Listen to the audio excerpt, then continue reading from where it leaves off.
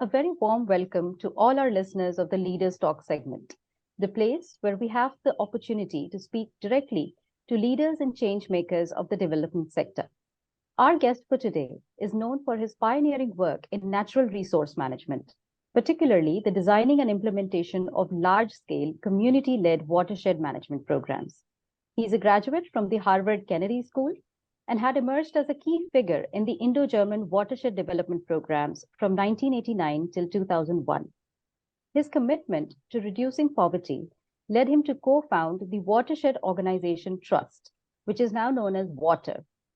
We have with us Mr. Crispino Lobo, the co-founder of WOTR. Mr. Lobo, thank you so much for joining us today. It's a privilege to have you with us. Thank you. For those who are not familiar with their work, WOTR recently completed 30 years of its operation. And in its remarkable 3-decade journey, they have positively influenced over 6.5 million lives in almost 69,000 villages, which were spread across 10 states. Their support extends to 20,000 farmers and 57 FPOs. Not just this, WOTR has also contributed to the regeneration of 2.5 million hectares of land and created a water harvesting capacity of over 158 billion liters.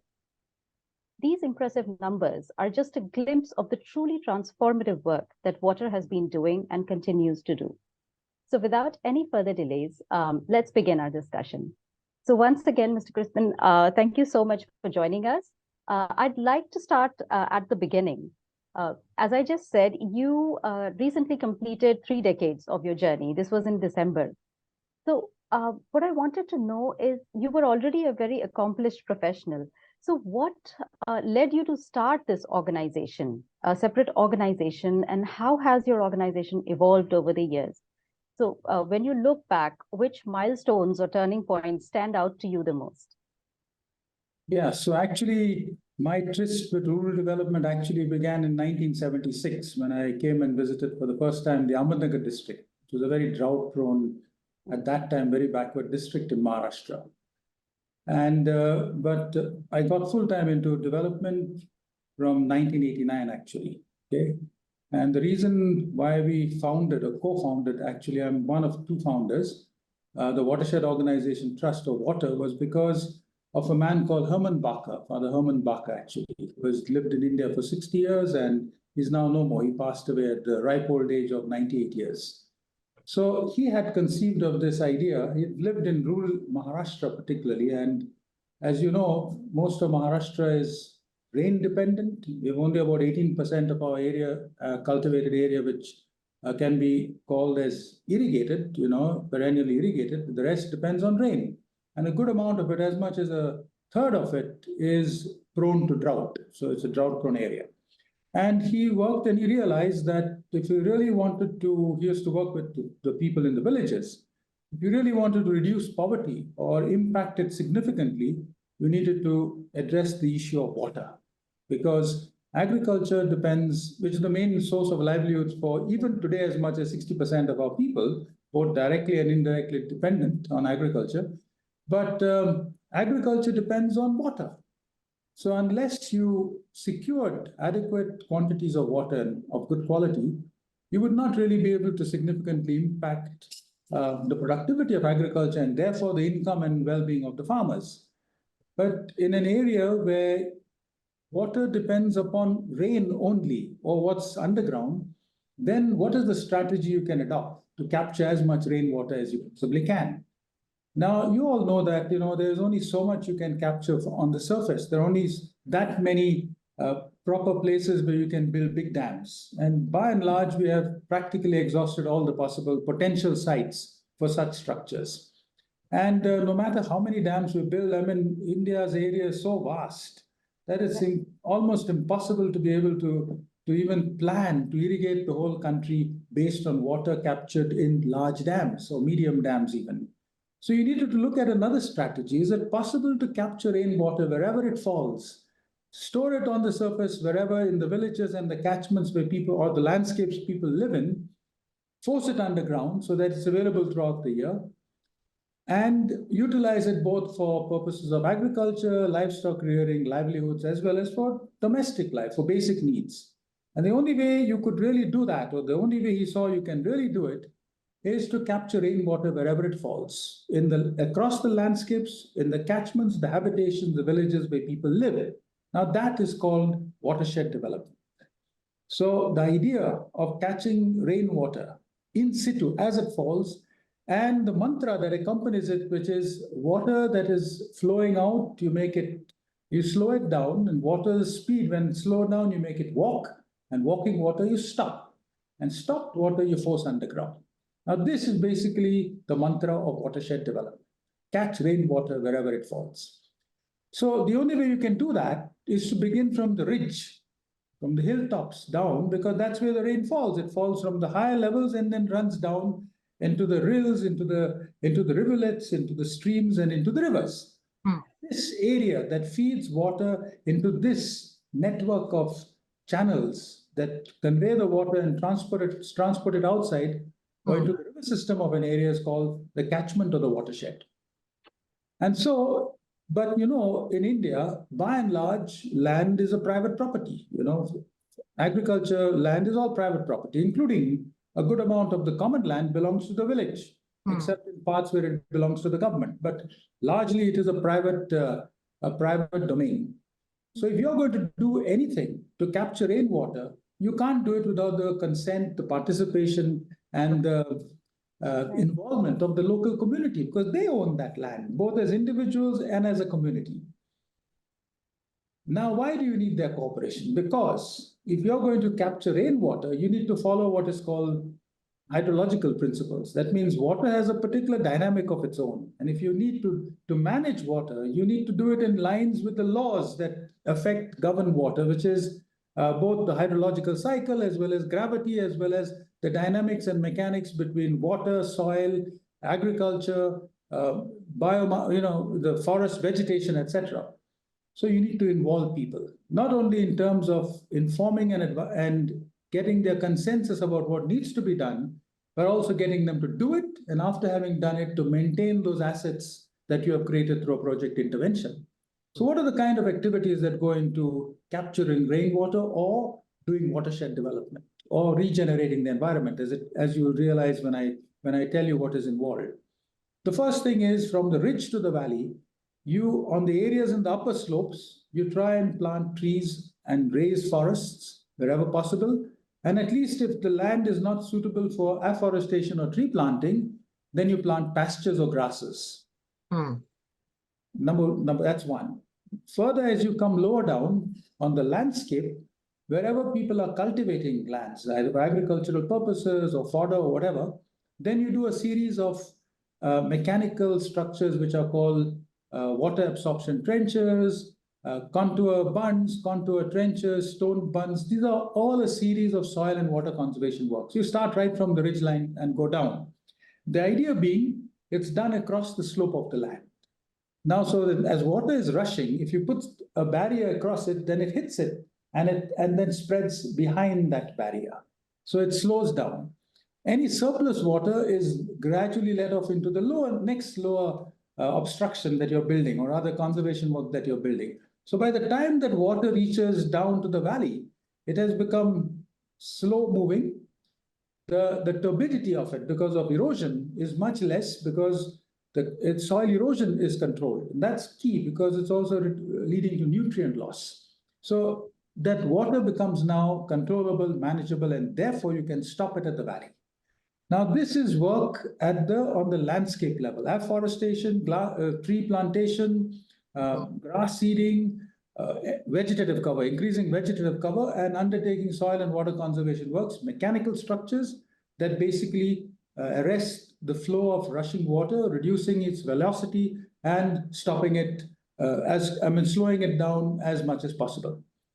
Along the river courses, the rivulets, the rills, the entire drainage system that feeds into a river system, you put then what we call hydraulic structures. So these are gully plugs, these are check dams, these are gabion structures, these are nala bunds, anything, these small barriers that you see across river systems, beginning in the upper valley down lower, these are structures that then capture the surplus water that is flowing from the landscapes into these drainage systems and arrests the speed at the point at which you have raised those barriers.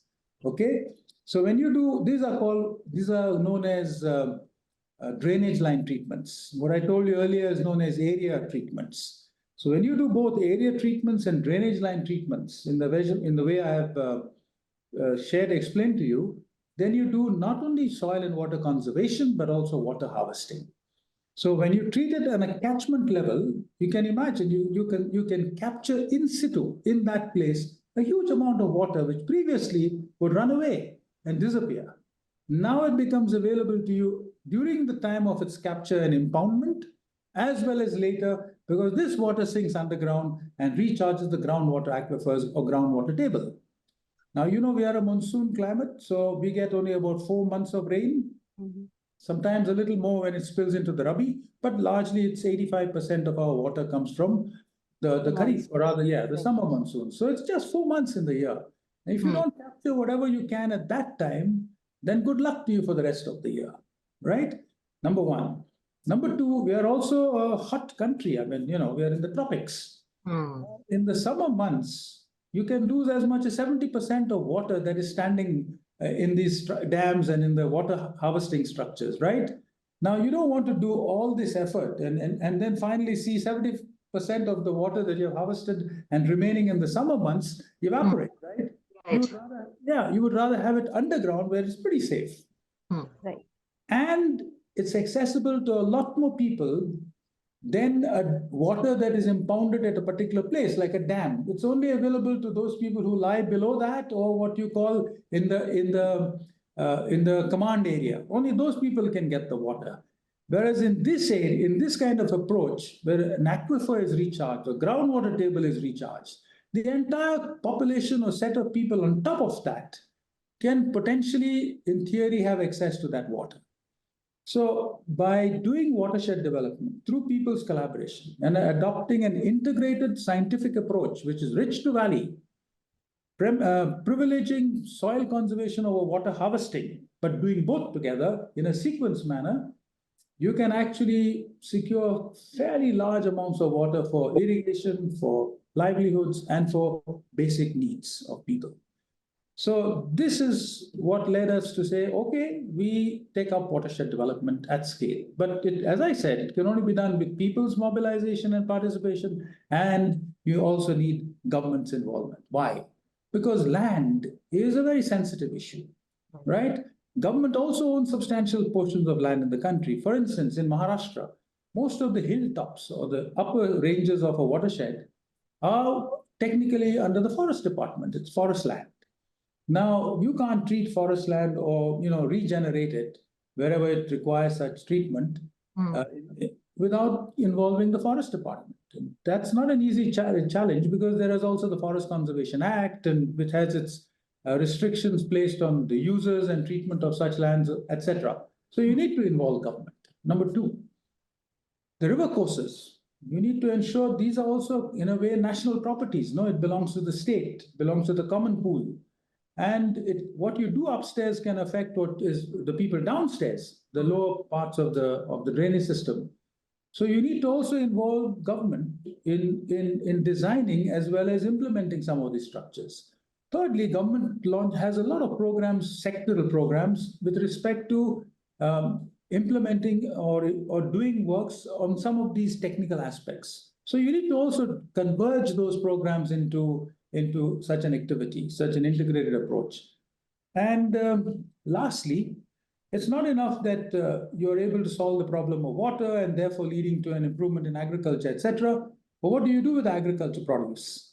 You need to value add to that. You need to process it. You need to increase farmers' incomes. And at the end of the day, what you're doing basically is to ensure that the farmer gets greater and better returns on a longer and more reliable basis for agriculture or for whatever he's doing for his living, which means therefore you have to engage with the market, therefore the private sector. So you need to have such a holistic, multi-stakeholder, multi-sectoral, integrated approach, which keeps at the center the community you seek to assist or accompany or to help develop. in order to have an impactful, sustainable, and equitable development. So that's why we got into watershed development. We set up water in a very specific context. And the context was, as I said, Herman Bacher launched a very huge program in 1989, which started rolling out in 1992, with the government of Germany, the government of India, the government of Maharashtra, and NABARD to implement watershed development in Maharashtra through people's participation with the facilitation of NGOs. Okay, that was a huge breakthrough and a very big, a big developmental initiative that was quite transformative of the watershed development sector in India. And we set up water. I was with him, so I was the first program coordinator of the program way back in 1989.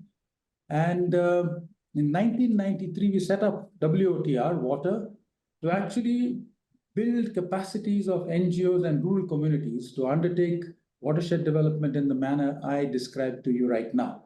Okay, number one. Number two, so we build capacities to link up with government agencies to act, therefore, as a coordinating and facilitating agency between government agencies, NGOs, rural communities or gram panchayats, and to facilitate engagement, consensus building, and convergence of schemes, as well as to shape or contribute to policy with regard to watershed development and water management. So WOTR was actually founded as a support agency for both rural communities and NGOs in regarding to watershed development, water management, and then subsequently we took up other initiatives, which we can come to later, as well as to serve as a thought leadership in terms of research, applied research, to bring insights from the field, learnings from the field, to channel it to policymakers, as well as to help build capacity. So we have a very large training program also, which is tailored at different constituents across different levels. So this is actually the origins of water, and we have since then grown beyond Maharashtra, diversified into multiple fields, into multiple sectors, and built significant partnerships both with the government, with other NGOs, and corporates. Thank you first of all for such a detailed and in-depth answer. I came across this ecosystem-based adaptation approach that you apply in your work. You also talked about working with communities. What I wanted to ask was, when you're working with different communities in different geographies, they have their own approach and knowledge base about water. It may or may not be correct, but has it ever happened that the community's approach to water or to working with water helped you in probably reshaping your strategies? Has that ever happened? Or has the local knowledge base helped you in any way? Yes, of course. Even this whole concept of watershed that I explained to you, shared with you, was actually developed with local communities. So the way we do watershed, there is no standard template, one shoe fits all sizes kind of approach. There is more of a cafeteria approach, a menu approach. These are the kind of activities you need to do in these sectors or slopes of the land. In other words, there's a lot of choices, because at the end of the day, the circumstances prevailing in that particular geography or village is what will determine what needs to be done. And that can only be done together with the local villages, number one. Number two, wherever possible, we would use indigenous and local technologies to address those problems that they are facing, because this is what they understand, this is what they will own, and this is what they will maintain, therefore. So, of course, local technology, indigenous knowledge is highly valued, but it's not enough also. We need to bring the best of human progress and development in the sciences, in engineering and technology at the service of rural communities or at the service of the poor. I believe that the poor deserve the best that humanity's progress can offer if you're going to help them to get out of poverty and be developed. Okay, I have a very layman question. this, this entire cycle, water cycle, and maintaining it, and the drainage system that you just, talked about so comprehensively. How cost effective is it? How affordable is it? And where does, collaboration with stakeholders like the corporates, play a role in the scheme of things? Okay, in terms of cost benefit analysis, for instance, or in terms of how much of return on investment that you put in, we have done studies on that. And we have found that in villages, say if you take the control village where nothing was done, and villages in which we did this integrated approach, income levels have risen at the least double, and normally on average 3 to 4 times more, okay, which is substantial. In the long term, I'm talking of horizons of as much as 15, 20 years. Over that period of time, they keep growing, okay, or at least stabilizing at a very high level already, minimum 3 to 4 times what is available in the control group.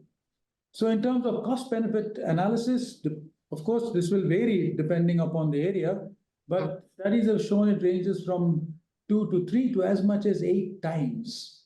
Those are, of course, the extremes you can leave because they're also specific to certain situations. But on average, cost benefit returns, benefit costs is easily in the range of 3 to 4 times compared to what you put in. In terms of internal rate of return, it ranges from 21 to 26%, which is very high. Okay. And so, frankly speaking, if you do it right, it has, in my opinion, a far greater, or at least equal to, if not more than, and I suspect it's much more than, the returns to an investment in, say, a capital-intensive industry. So it's on par with the best you can, and I suspect even more, because of the impact it has on livelihoods, on incomes, and in well-being of the communities, including the returns to future generations. Because when you regenerate the environment, the landscapes, we'll come to that ecosystem-based thing, then not only do the services that come from these regenerated landscapes and environments, not only do they benefit the people like us in the present who are living in those areas or benefiting today, but also children and grandchildren who are yet to come tomorrow, because we leave behind a regenerated, a more secure, a more biodiverse environment. Absolutely. Which cannot altogether be said in the case of industry, which is extractive or polluting, no? We need to mitigate or abate those outcomes. In this case, you're investing and creating assets for tomorrow, naturally, which also benefits you today. That's great to hear. So have you encountered, can I ask a question, Shweta? Yes, please go ahead. Have you encountered any kind of challenges while working with the corporates? The mindset, or if they are very forthcoming or not? What are the challenges and what kind of solutions do you, offer? Yes, of course, the corporates are constrained by, or rather guided by the CSR law, right? So in other words, they have certain compliances, certain regulatory requirements that they have to adhere to. So in that sense, to an extent, they are constrained. So we have to keep that in mind also. But because often development is not an outcome of 1 or 2 or 3 years of work.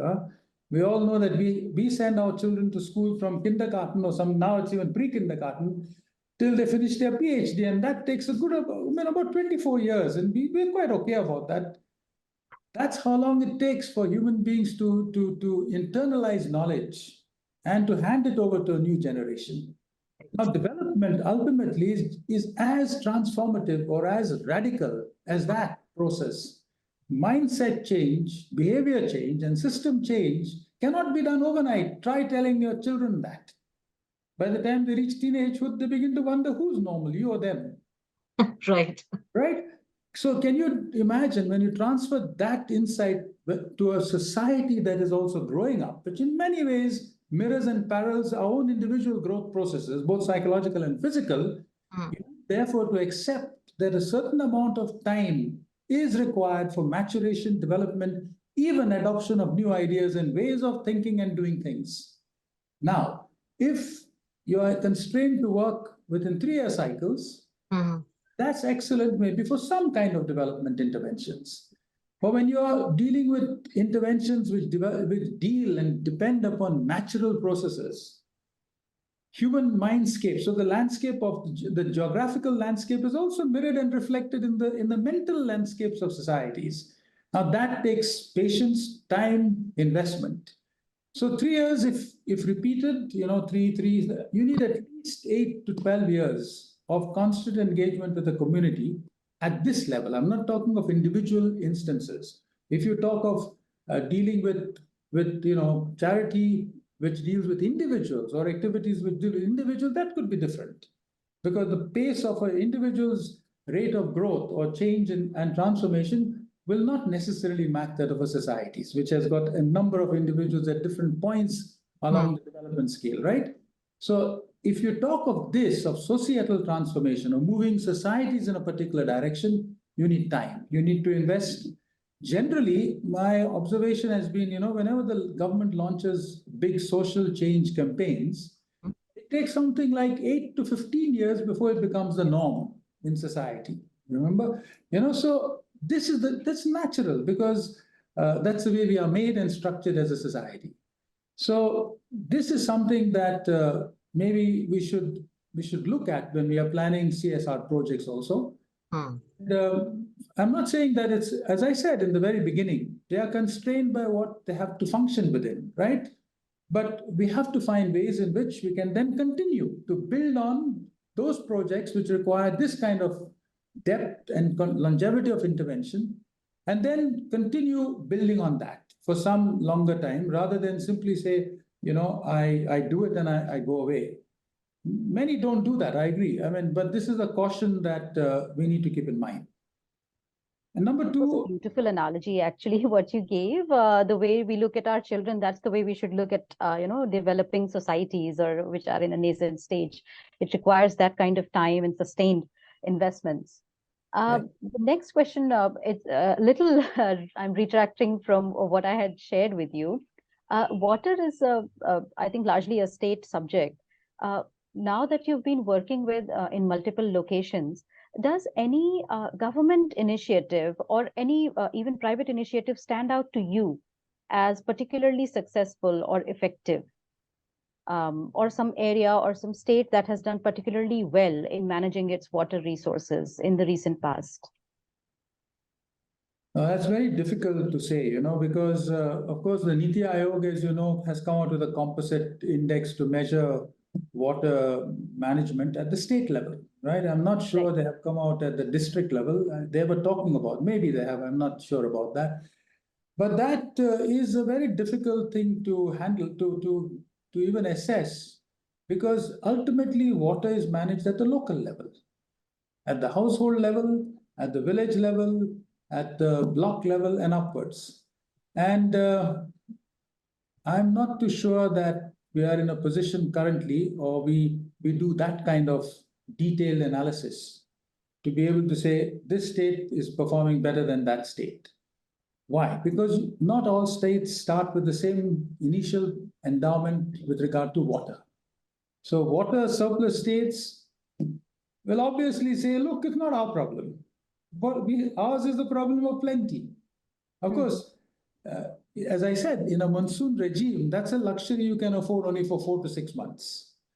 But then if you have areas where you have perennial irrigation, you're blessed with a lot of rivers, which are largely perennial, and a large number of dams, then obviously you would have more water than a state or an area which is largely dependent on rainfall and doesn't have that kind of infrastructure, irrigation or water infrastructure that can make water available on a year-round basis in adequate quantities and quality to its people for various purposes.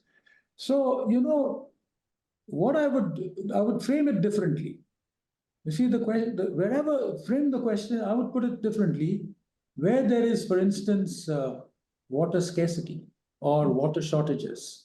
And by the way, it's assessed that by 2030, India will probably be having the demand for water may even exceed its availability. There are some scenarios like that. So let's assume that large proportions of India are going to be facing the problem of water availability.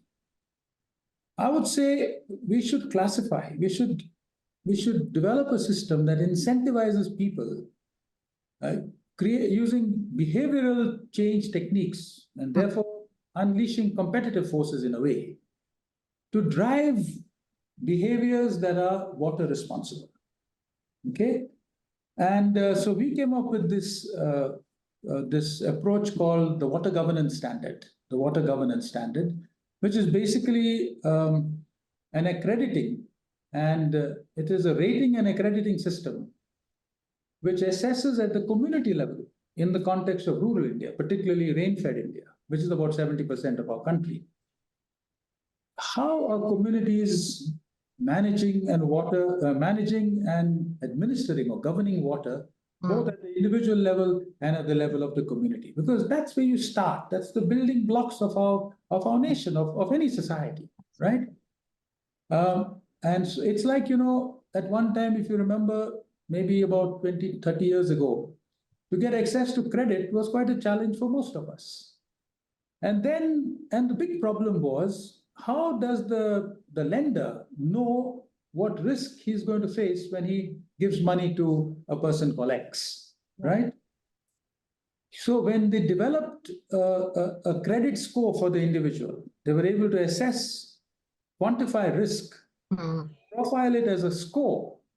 Then a banker or a lender could then decide whether to give to X or Y, or even modify the interest rate to reflect the risk that he is taking. Okay? So the credit score or an accrediting system led to a massive expansion of one of the key drivers, in my opinion, one of the big drivers of the expansion of credit, both as a sector as well as in terms of resources available, was made possible by de-risking lending and financing as a sector. And you de-risk by uncovering what factors are likely to drag down, impede, or in fact put at risk an entire sector or an operation, which is an accrediting, rating, and rating system. Okay, it uncovers and quantifies risks. Therefore, you can take decisions which could be investment-wise as well as mitigative or ameliorative to reduce risks. So you can still lend even in fairly high-risk sectors, but then you know what the risks are, so you can take mitigative or ameliorative measures. So we said, let's take that principle and apply it to water governance. So here we developed a series of, it's an index, basically a series of indicators across which we assess communities, and then we profile their risk in a water score. Now, what does that do? First thing, it enables a community, it puts a mirror to the community. It enables them to see where they stand. Number two, if they want water infrastructure, if they want access to more water, somebody has to invest in that, right? Be it a government, be it a private sector, be it a corporate, whoever. Somebody is investing resources, which by definition are scarce. So in other words, there's an opportunity cost to every investment.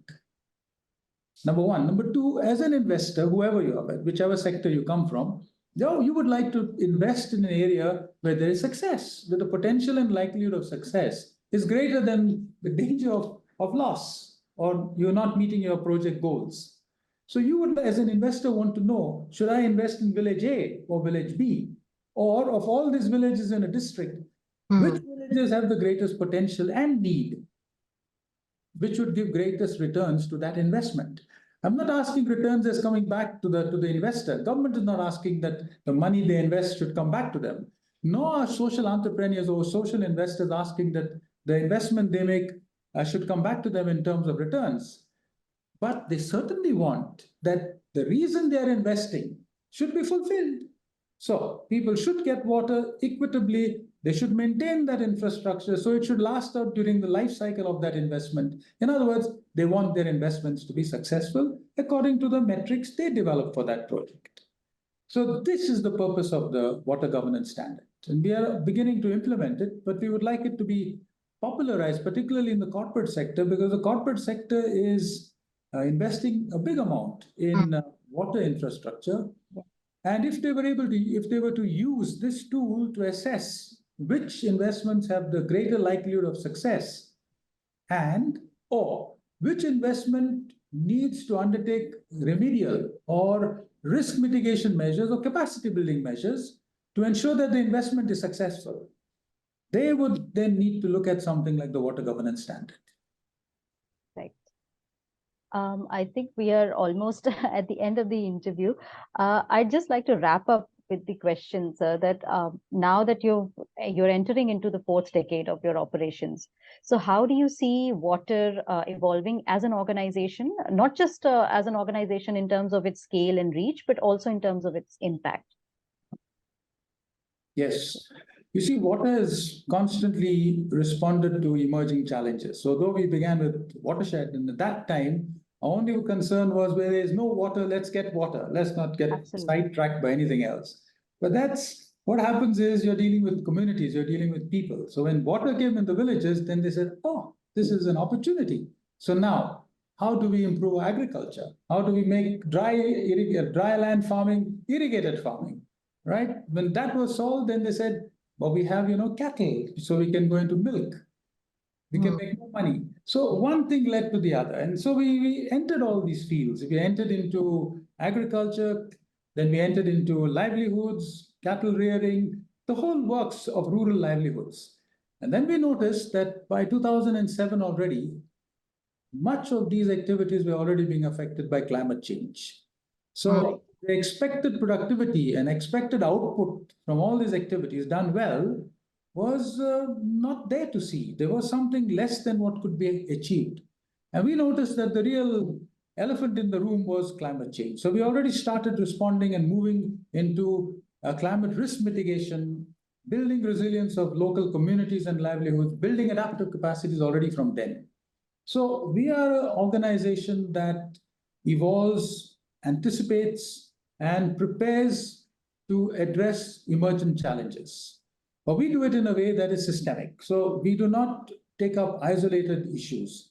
We examine it in the entire context of its origin, its impact, and therefore the stakeholders involved in that, in terms of risks, benefits, opportunities. And then we seek to address it in what we call a systems dynamic way. In other words, in a holistic and integrated manner. Now, it's possible, and obvious it will be, that if you take such an approach, you don't have all the competencies, skills, or resources to address every sector, right? It's just not possible. So partnerships with those who have what you don't have, but which you need to deliver the desired impact or outcome you seek, become therefore integral to your approach. So we have sought, we always have, and will continue to work with other stakeholders, communities, both in the private, government sector, and civil society, in order to do what we wish to do. So now, going forward, then the other thing is, besides climate change, the other great challenge we are facing is loss of biodiversity, the degradation of the environment. And it's a fact today that our entire lives and livelihoods and well-being depends upon the wealth of nature. You see, in terms of biodiversity, in terms of what we call ecosystem services, without which we can't survive. For instance, pollination itself provides as much as 40% of agriculture productivity. It undergirds that. If the bees go and natural pollinators go, can you imagine what's going to happen to our food chain? Disaster. And industry is great, we need it. But can you imagine a world where we do not have forests anymore, or trees and nature reserves where we go and our children can go to? It would be a disaster, right? So the ecosystem now is a challenge on par with climate change, because it's also affected by climate change, and in turn also impacting our capacity to resile to climate change or to adapt to climate change. Ecosystem-based adaptation, besides mitigation, is a core driver of our ability to survive climate change, continue improving the welfare of our people, and developing as a country. So climate change, ecosystem-based adaptation, in my knowledge, are the ways forward that need to be addressed, and that's where water is going to be at its cutting edge.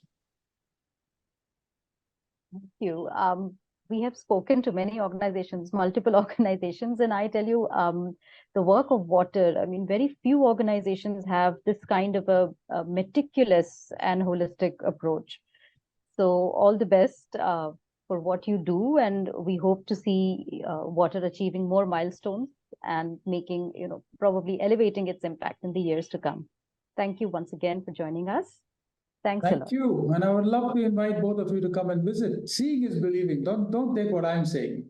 Absolutely. We'd love Thank you to. so much.